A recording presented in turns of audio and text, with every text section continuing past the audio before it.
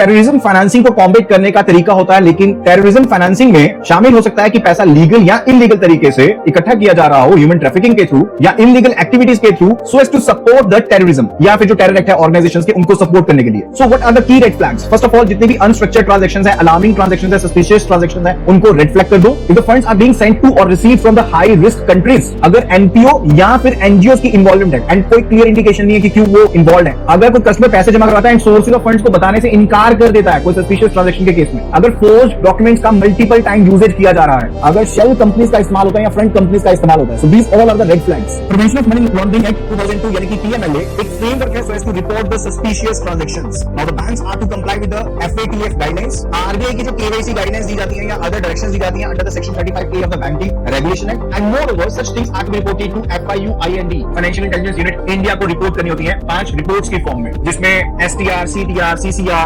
CBWR, NTR ये सब शामिल है। अब बैंक की रिस्पांसिबिलिटी बनती है कि जितने भी हाई एंड ट्रांजैक्शंस हैं, मल्टीपल ट्रांजैक्शंस हो रही हैं, उनके ऊपर मॉनिटरिंग करे, and moreover it is very much important so as to verify the identity and beneficial ownership का पता होना बहुत जरूरी है, and so as to post reporting basis पर जो अकाउंट्स हैं उनकी फ्रीजिंग करना या उनको ब्लॉक करना, that is responsibility. And also जो भी बैंकर कस्टमर रिलेशनशिप है, रिकॉर्ड्स है, उनको 5 साल के लिए कम से कम मेंटेन करना, ये सब बैंक की रिस्पांसिबिलिटीज है। सो उदाहरण के लिए अगर एक सिंगल अकाउंट में बहुत सी छोटी छोटी ट्रांजैक्शंस हो रही है, let's say thousands of the transactions are there, then it basically is a red flag and it must be reported to FIUIND and Financial Action Task Force के अकॉर्डिंग भी guidelines को फुलफिल करना चाहिए as per the PMLA। So I hope कि आपने terrorism financing को समझा होगा for the KYC purposes। Video पसंद आए तो लाइक कीजिए and follow for more such videos। Happy learning।